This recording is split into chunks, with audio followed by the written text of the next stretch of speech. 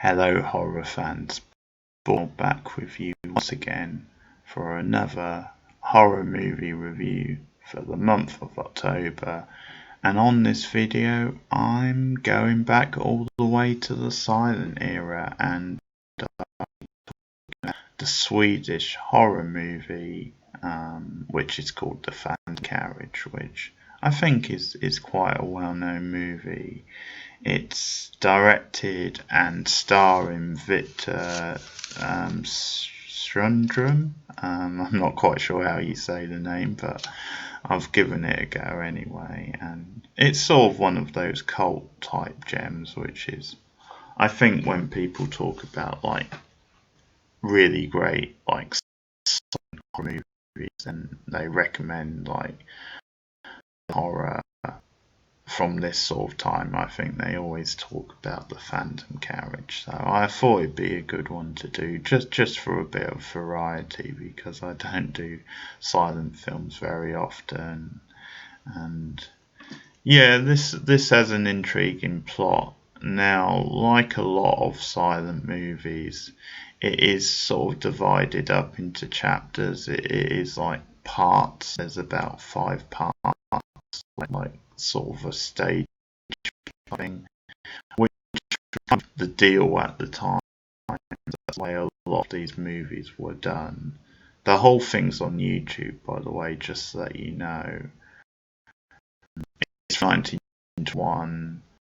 There's actually 2 versions of it on YouTube. There's a shorter version, which is just under an hour and a half, and then which is quite a bit longer, which is sort of close to 2 hours, which is the version I watched.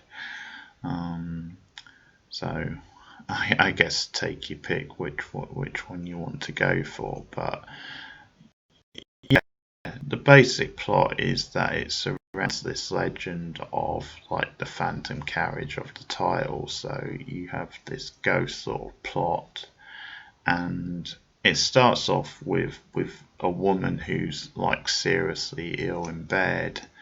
It's like she's like a sister at like the Salvation Army, and she's like haunted and really ill and feels like she potentially could die, and she's asking for her husband David home, and he's nowhere to be found. And there's like this trepidation from the other sisters to look for him, to ask for him for whatever reason. So it becomes this big thing where she like is in agony and insists she wants to see him, and we find out that they haven't seen each other for like a long time, and their marriage is sort of on the rocks.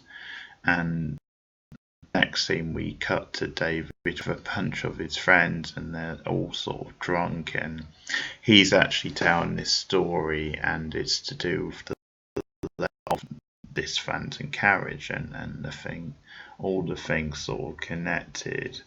And there's some great like dramatic terms like the sort of then it a death carriage, basically, that sort of dialogue. He's telling this story, and we find out who he is quickly, and things just escalate. At one point, one of the sisters goes to ask, she needs you. It's Eve, I think her name was, and things escalate. You get a lot back and forth, a lot of like flashback scenes, and you get a story. As I said, it is broken up into like 5 parts. And it's a really good film. It's a really enjoyable film, very sort of atmospheric, very gothic, which really appealed to me. The music was just brilliant. I think that was such a highlight. Like the way the violins played, it was almost like Roden's kind of thing to match like the dramatic horror on screen. And you also had like these sort of creaks on like the sound and the music, which were really appropriate and really worked well with like the sort of gothic imagery and stuff, and some of the shots are really well rendered. You get a shot of like, it's at the end of the first part, you get a shot of like the carriage up on the hill, and it's like going over the hill, disappearing from sight, and then you sort of moved into like the next section. So that was a really good shot. I really like the way the sisters are captured at the start of the film. Like their faces are just so pale. It's like sort of white sort of sheet, and they have like really expressive sort of like features and stuff, and it's really effective. It really sets the mood. I think because of the atmosphere and some of like the imagery and just the way it's all like put together. I think this film has a really hypnotic, like dream-like sort of surreal feel. It's kind of playful at the moment at some points, but there's also like macabreness and really high farce, like when the guys are drunk and they start fighting because they basically say, you know, you should go to your wife. Basically, you should go to her. And there's all these plots over. This is quite in all the things it does. I did like the story within a story structure. He's telling like the kind of thing. And it's a film that definitely goes into a lot of different direction.